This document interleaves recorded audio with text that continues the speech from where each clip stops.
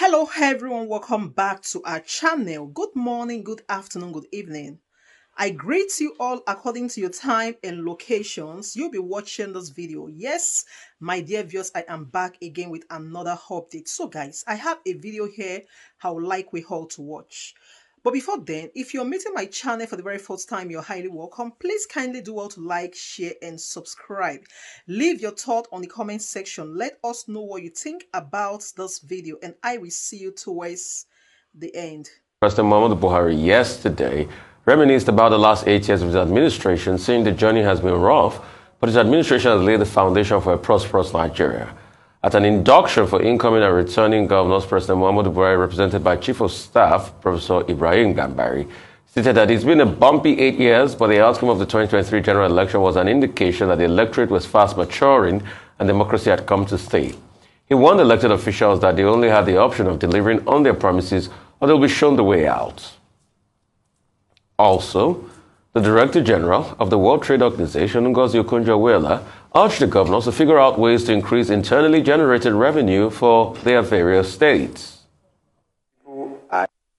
One significant development that we all saw from the last election is that the electorate is maturing and people are increasingly finding their voices.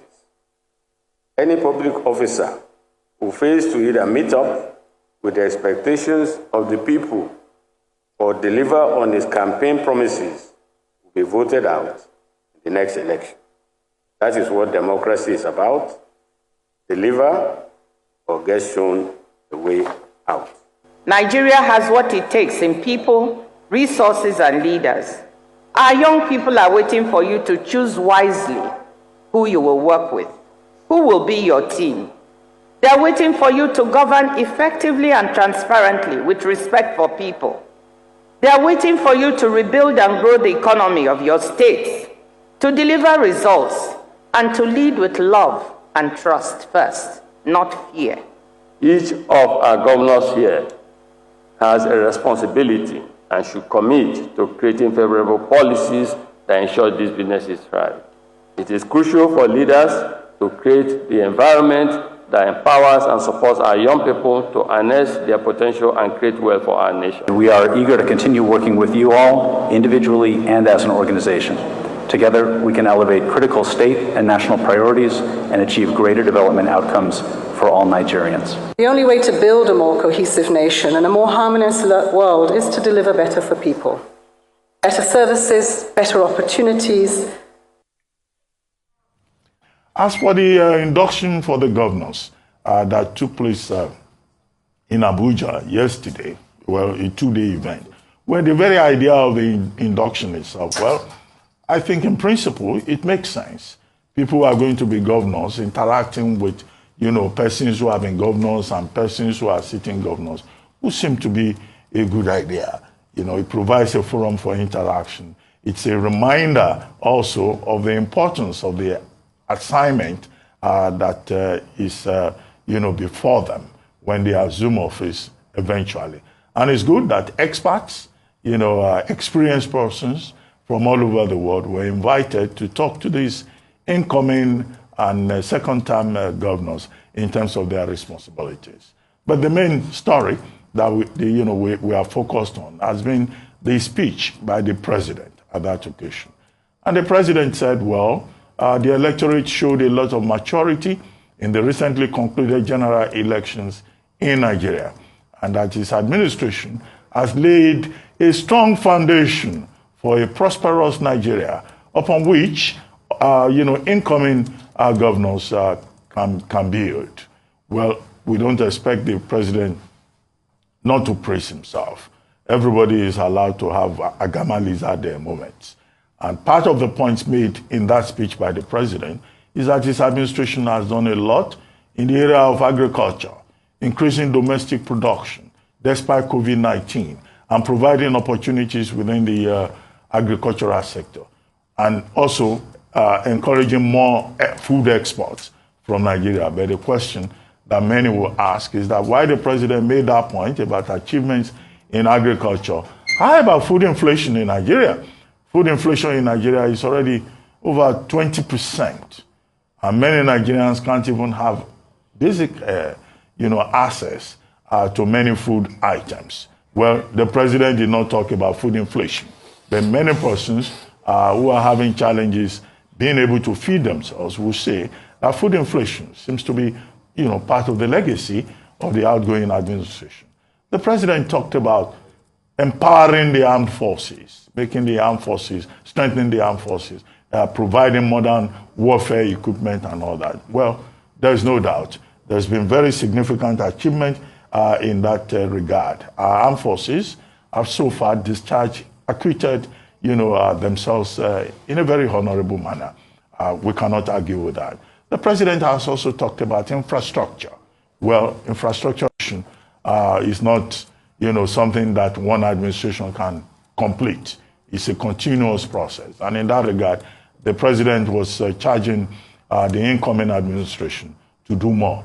Well, in any case, the office of the president already provided, an 80-something page outline of the achievements of the administration. And there is a lot, that we can interrogate in that regard. But it is the people of Nigeria that will eventually, give a proper accounting of what their experience has been under the Buhari administration. However, I do agree with the president that the subnationals have an important role to play.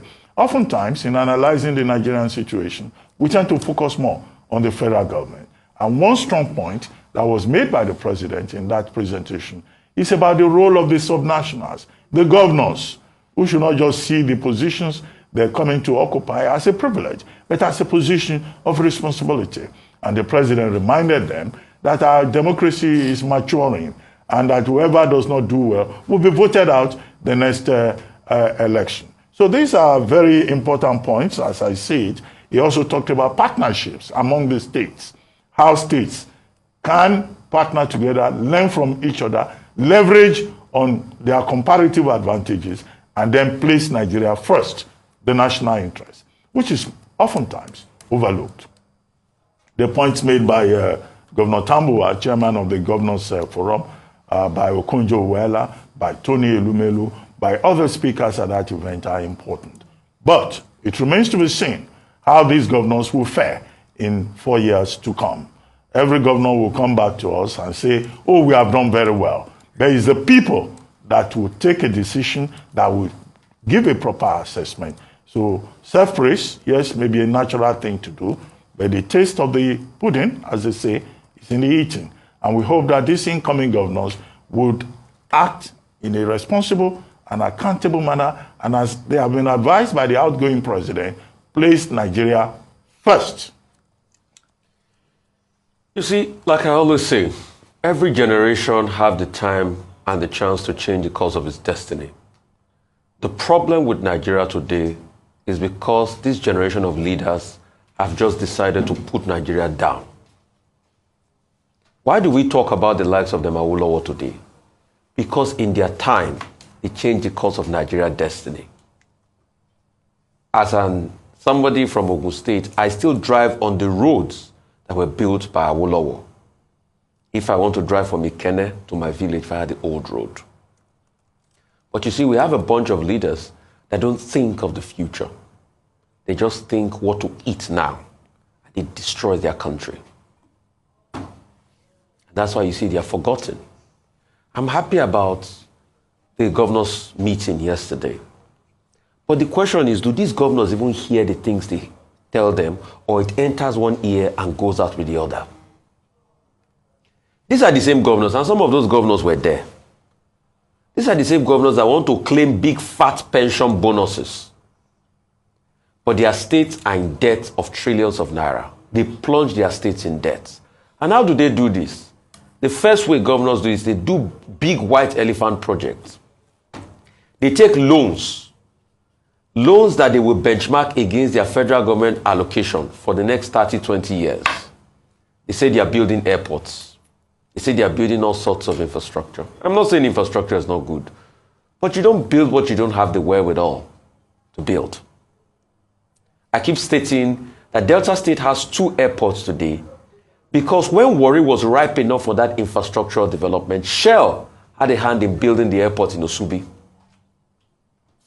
But you see, to a large extent, they do the White Elephant Project, fritter away the Commonwealth, and they put the state in debt. And that's what Ngozi Okonjo-Iweala was saying yesterday. Now look at the situation of Nigeria. Most of the governors are owed a lot of debt, and they keep owing this debt because they misplaced the priority. It's either the governors are attending to their political godfathers, frittering away our resource, or wasting our wealth in general. She talked about the fact that we have a young population. We can use this young population for development. But what do? The politicians use them for political divisiveness during elections. Look at our economy as we speak today. Do you know that Nigeria today, I saw a report in this day that is saying that our budget deficit will increase because we are not beginning to meet our quota of production of crude oil. So there's a lot of lapses, but the governors keep incurring a lot of debts. President Muhammadu Buhari will praise himself about the election, but can we all truly beat our chest that these elections were an indication that we're maturing? Look at the public disgrace again that we got in the hands of the BBC, revealing how manipulated Rivers' election was. Foreign media beginning to show a show of shame to the public. And this is us that we're supposed to lead the way. Foreign media show our election result sheet how they were mutilated. But because people want political preservation, they do all sorts and they fool themselves and fool Nigeria. So is that a reflection of how maturing we are? The people that we give true praise to are the Nigerians that came out to vote on election day, which have held the line and have done well for their country. But by the organization of the election, can we say it met the aspirations of Nigerians? The court will decide that. So like I said before, the governors have been told all the things they know already, but with their own personal interest, allow them do what is right. And that's the big bone of contention. It's not that they don't read the papers to know that the economy is in dire straits, that Nigeria as we speak today is broke. That Olusegun Obasanjo met a debt of 28 billion, he reduced it for over 2 billion, and President Muhammadu Buhari met a debt of 7 billion, he increased it to 41 billion. If you are to share the debt of over 41 billion amongst 200 million Nigerians, each Nigerians that do not even have access to that don't have access to $1 per day, have a debt of over 380,000 naira for them on their neck as we speak today. But when Olusegun Obasanjo came in, the debt was like 17,000 naira for Nigeria. So these are the things that we all know and we talk about every single day. Only yesterday, inflation has risen up to 22%. And when we say we made